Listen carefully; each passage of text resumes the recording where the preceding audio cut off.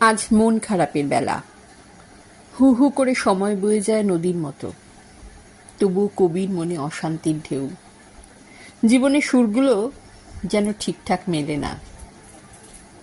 হালিশহর থেকে কবি কৃষ্ণদাস সরকারের লেখা পাঠ করছি। কলকাতা থেকে আমি ঝুমা সরকার। যে পথে আমি চিরদিন হেঁটেছি বা হাঁটতে চাইছি, সে পথ তো সবার জন্য নয়। আমি হেঁটেছি সরল আঁকা বাঁকা পথে, নোংরা আবর্জনাকে দূরে সরিয়ে। পথে যেতে যেতে পথিকদের করে নিয়েছি নিজের মতো করে।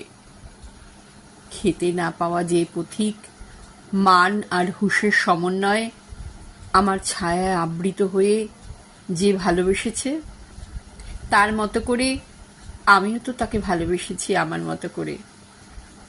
যে পথে পথিক আমার ছায়ায় আবৃত হয়েও ভুলে গেছে আমার ছায়াকে, কষ্ট হয় মনের মাঝে, তার প্রতিও রয়েছে আমার অকুণ্ঠ ভালো লাগা, ভালোবাসা নয়। কবির ভাবুক মন বারবার পিছু ফিরে যায়। তাই তো কবি বলতে চাইছে, নদীর জলে স্নান করে আমরা আমাদের কাঙ্ক্ষিত প্রার্থনা করি। কত মলিন মানুষ শুদ্ধ হয়। আমরা কি নদীর উৎসকে মনে রাখি? যাকে পাশে পেয়ে যার হাত ধরে পথ চলা শিখেছি, তাকেও হয়তো কটু কথায় আবৃত করি। অন্যের হাত ধরে কিছুটা স্বার্থপর হয়ে নতুনভাবে কিছু পাবার আশায়।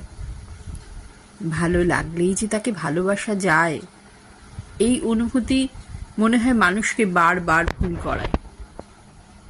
ভালোবাসতে গেলে চাই একটি সুন্দর মন, বিশ্বাস, হৃদয়ের স্বচ্ছ অনুভূতি।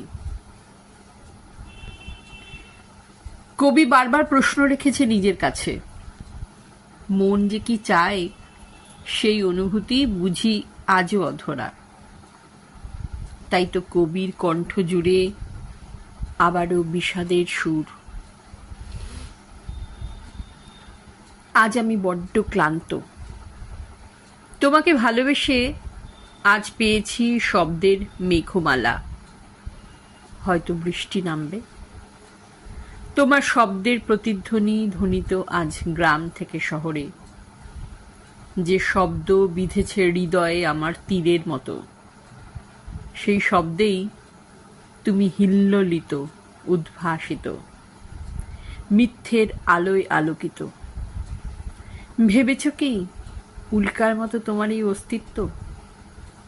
একবার নিজের মনকে প্রশ্ন করো।